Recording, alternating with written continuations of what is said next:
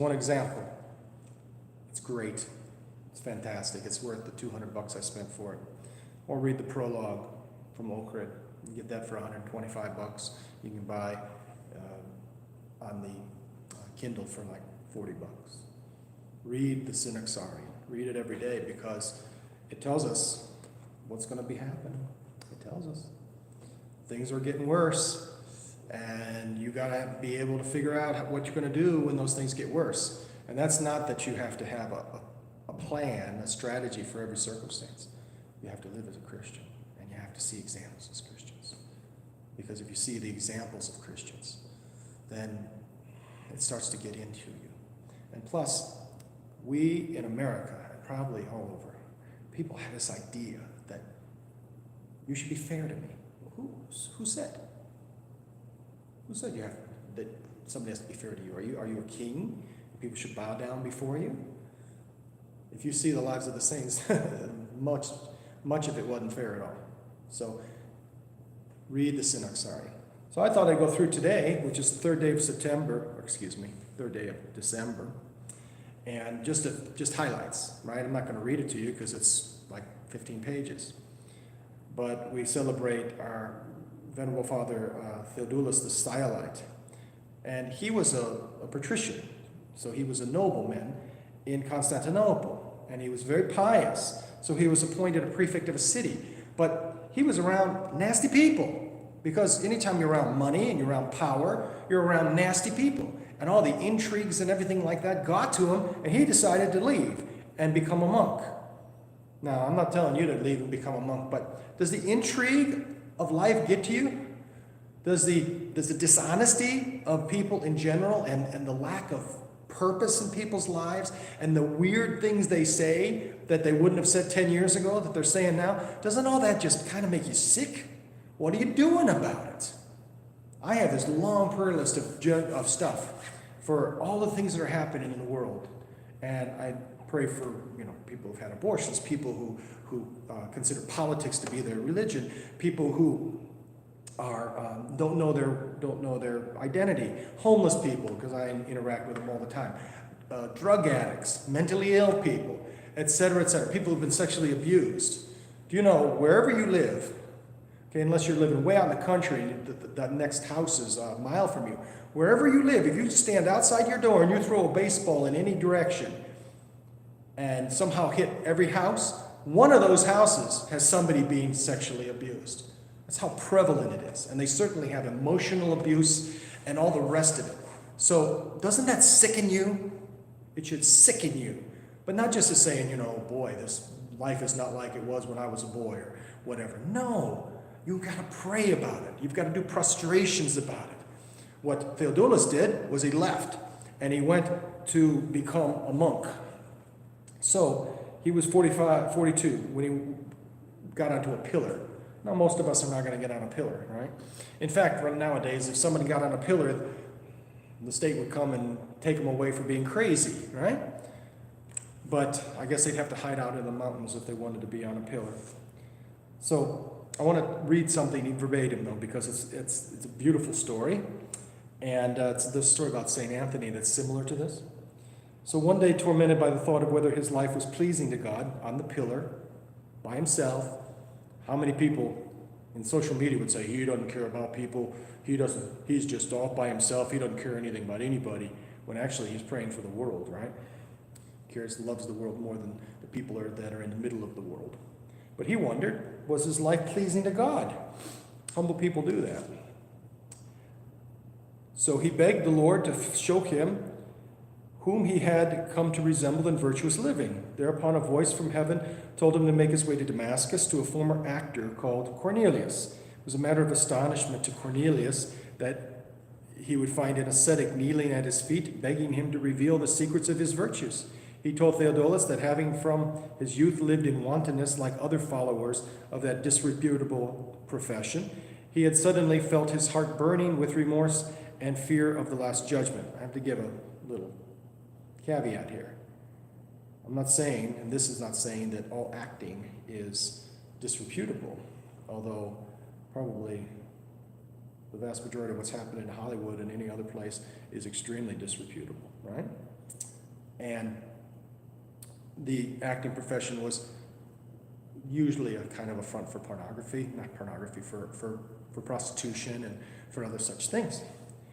I have to tell you that I know someone that's in the industry.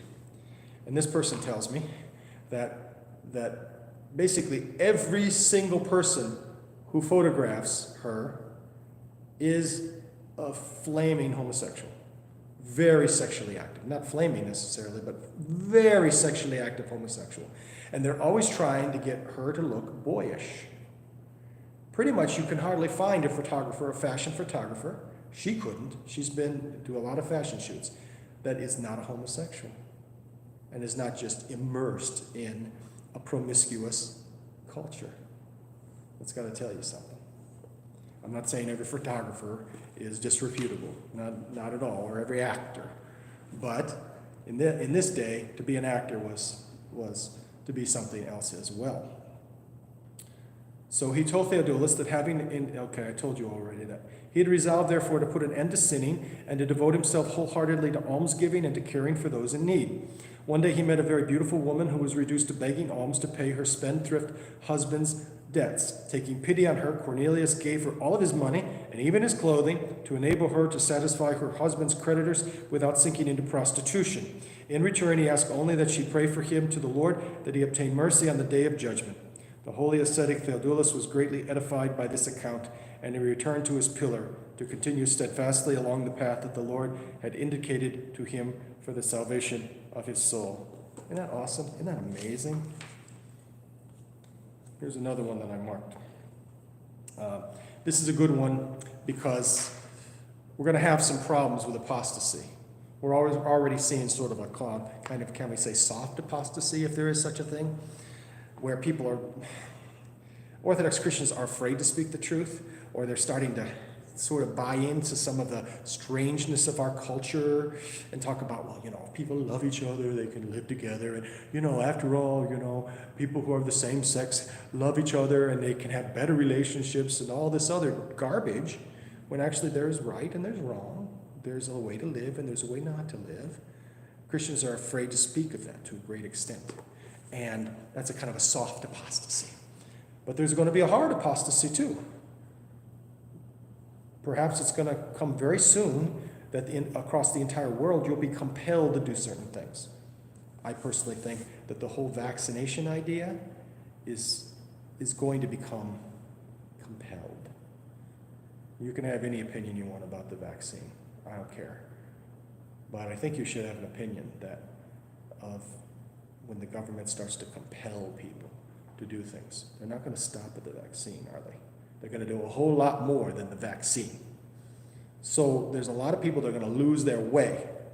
And this is what happened to Angelos. And Angelos, he was gung-ho, he was absolutely serious guy, courageous, and then he lost his way.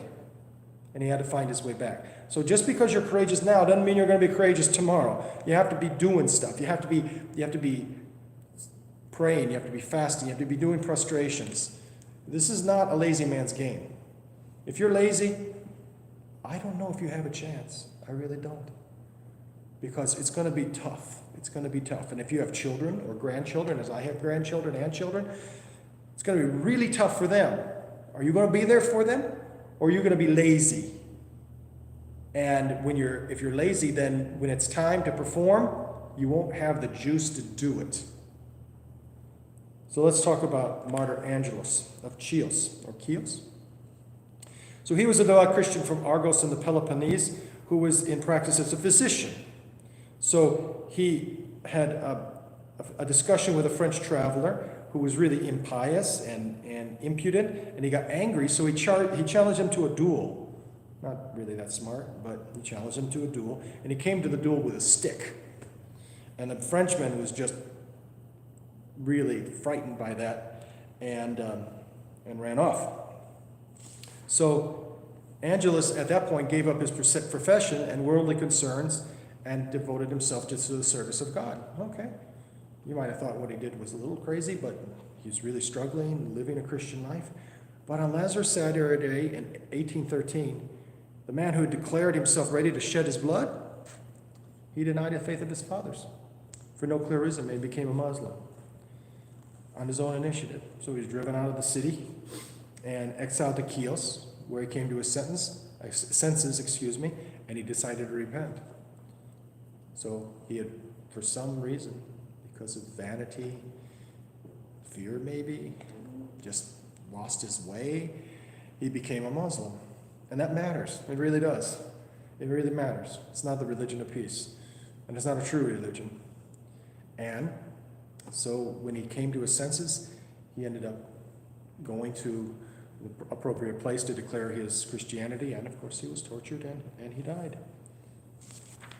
That's all I have for these things. I just wanted to mention those two guys, those two saints. I shouldn't say guys, should I? But sometimes I'm a little too casual. Say your prayers today. Do your prostrations today. Do prostrations. Oh, do prostrations. I got into a lazy period for a while, and I wasn't doing prostrations. Now I'm doing them, and I'll tell you, do prostrations. There's something when you do a prostration that something courses through your body. There's a sense of humility. There's a sense of giving yourself up to God. Because I think actually, a prostration, physically, what are you doing? Physically, you're going down to the ground, and it's kind of a gesture of humility, of contrition, but also of helplessness, right? You can't fight on the ground, but God fights. So there's a certain power in prostrations. If you're not doing them, please do them. And if you're not saying the Jesus prayer, then you're doing it wrong. And if you're not reading the Psalter, then you're doing that wrong too. You got to be reading the Psalter, because the Psalter tells you everything you want to know about life. Read it regularly. And if you're not going to the evening service on Saturday, you're doing it wrong. You just are. Now, you can continue to do it wrong. Maybe you'll get away with it. I don't know. But maybe you'll be tested. And if you're tested, are you going to be ready for the test? I don't know. I don't know if I will be. So that's why I'm doing what I'm doing. And that's why I'm putting videos out like this, because it's coming. It's coming. It's already here, really.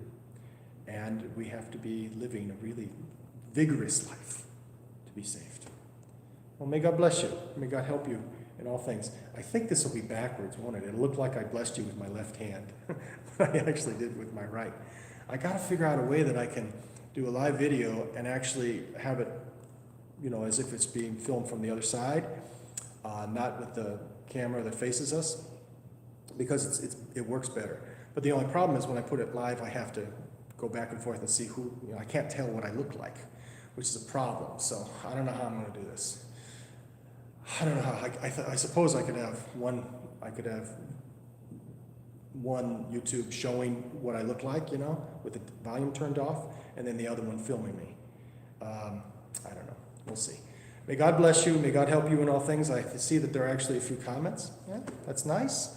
Sometimes I feel like I'm just kind of like spitting in the ocean, throwing a seashell in the ocean, or actually a starfish. I got to tell you that story.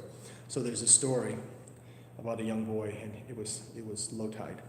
So there were a lot of starfish that were stranded on the beach, and it was hot. So he's walking along, and he's throwing starfish into the sea. And a man comes to him and says, "What are you doing?" He says, "Well, I'm just trying to save some starfish." He says, "Why are you doing this? There's thousands of starfish. You won't be able to get to all of them before they dry out." He says, "It's not going to matter." And the boy says, picks up a starfish, throws it in the ocean. He says, "It mattered to that." So, save a starfish today. God bless you.